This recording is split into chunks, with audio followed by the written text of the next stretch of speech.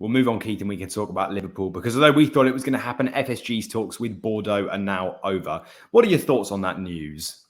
Well, I thought it was a great deal, and it is a great deal for Liverpool, and it made sense, and I understood why they did it. I don't know the reason for it all collapsing, but nevertheless, I don't expect Liverpool to be looking around for other clubs right now, because that one had a particular number of boxes that got ticked. And I was sorry to see that one go, because I thought that would have been a good match for Liverpool. However, for whatever reason, we don't know, it fell apart. But I don't expect them to be more active. What I do expect them is to be keeping a very good eye on the clubs that become available. But they're looking for exceptional value, quite rightly. And I think Bordeaux presented that exceptional value. And so I think they're now back to being a watching brief. I don't think Fenway are really just into acquisitions to grow the whole scale of the thing. They want certain qualities, and they want certain financial deals, and also certain leagues they want to operate in. So unless all these boxes get ticked properly, I don't think we'll see another Fenway situation like this. When a setback of this magnitude does happen, Keith, how long is that reset time? If they are to look at other clubs in the future, could we expect it to be like a 5-10 year project? And actually with Bordeaux, how long do we expect they were potentially looking at them for a takeover? I'd have thought the Bordeaux situation would have been being analysed for a couple of seasons. I think in the future, though, in football, something can happen the next day, and you just don't know when it's going to be available.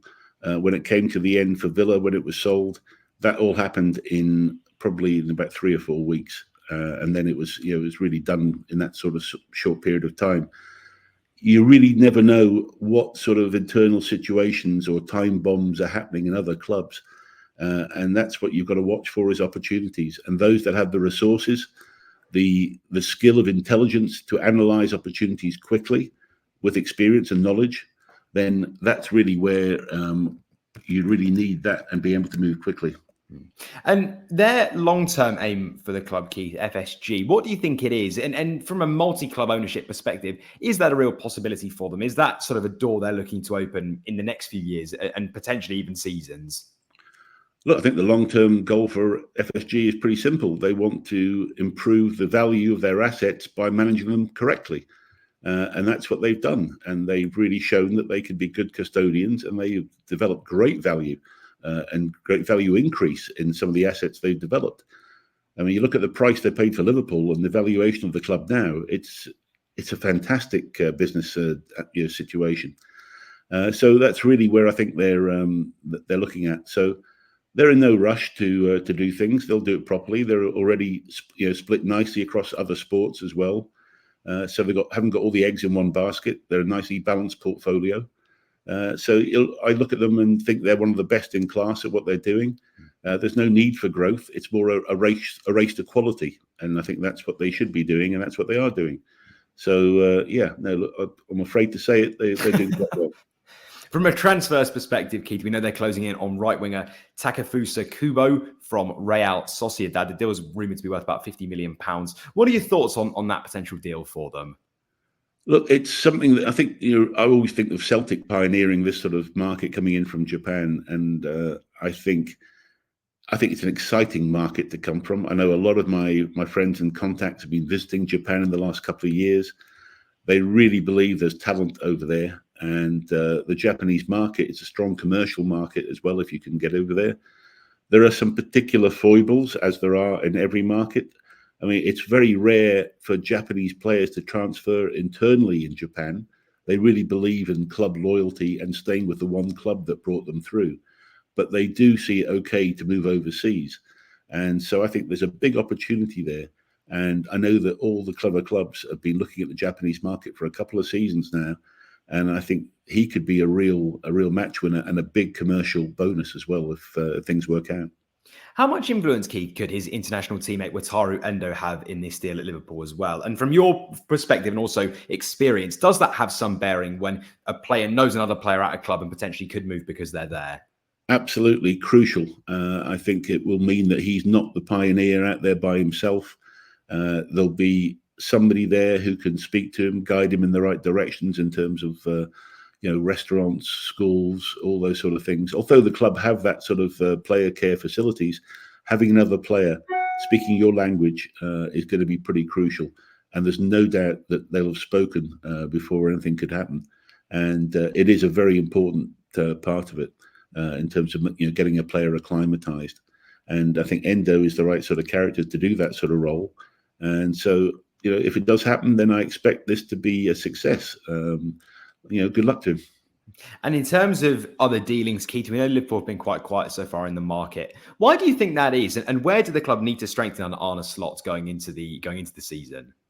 I still think that I think right now, probably this week onwards, we're going to start seeing some action from Liverpool. I think Slot's had his time now to sit there with Michael Edwards and do their pontification. He's had a chance to see what he's got already in the place. He's had a look at the facilities. He understands it. He's spoken to Jurgen probably as well. He's got his backroom team have done their analysis. So he's had time now. So I do expect to see some action. A lot of it may be based, though, around, is Van Dijk going to stay? Is Alisson going to stay? Is Mo Salah going to stay? Still, those questions are not really answered. And they're big ones. And still that Saudi situation hangs over them. And they're going to have to make those decisions. Now, I've got no doubt that there are discussions going on behind the scenes right now. And I would expect to see the fruit of those discussions in the public arena pretty quickly. So a lot will depend on those players at that sort of age group who you've got to say are coming, up towards the higher end of the age group for the squad. They've certainly got enough young talent to come through, but they've got to have that blend of experience as well. And it depends what tactics Slot wants to have and the energy he wants to have and the youth and the legs he needs. So all those components make football so fascinating. And this is a classic situation where you inherit a squad from a manager who's had success, but you know that you can't carry on with the same group and expect the same because age is not stopping. And we're going to have to see what happens. But also, Mo Salah's had this potential move to the Middle East for a long, long time. And this may be the last chance to really capitalise on him for Liverpool. And so would that money be better off used, invested in the squad rather than, keeping Mo for another season? I tend to think it's the first. I think they'd be better off now with the money and investing in the squad. And Slot and Edwards have had to, look at their targets and decide on a strategy going forward. But it's a crucial time. He's going to make his mark on the squad. You can't mess around. I'm afraid it's this is when you get paid the big bucks for, is making these decisions. How much do you think, Keith, Mo Salah is worth in today's market? Picking up on that quickly. How much could they make from him if they are to sell him this summer? Look, I still think he's in the 100 million range, and I think commercially he can make as much as Ronaldo in the Middle East, certainly. I think he's a huge draw down there. And so, while he can still perform at the peak of his abilities, which is coming, last season he wasn't quite at the peak, but he certainly wasn't that far off. And I think there's another good 2 seasons for him if he plays down in the Middle East. So I think he's still got that valuation because of his commercial value in the Middle East. And I'm sure there could be structured deals that will give him shares of different revenues, similar to what Messi did when he went into Miami. I think there could be ways that they would look after Salah, because I think he could be the next stage after Ronaldo in terms of the Saudi Premier League. You've just watched a segment from Football Insider's brand new podcast, The Inside Track, with me, Lewis Pearce, alongside the guests on the show. Thanks very much for tuning in. Please do give the video a like, comment your thoughts on the topic, and feel free to share on your social media pages. If you want to listen to the full podcast episode, click the link in the description below. Keep your eyes peeled for plenty more content and exclusives here on The Inside Track.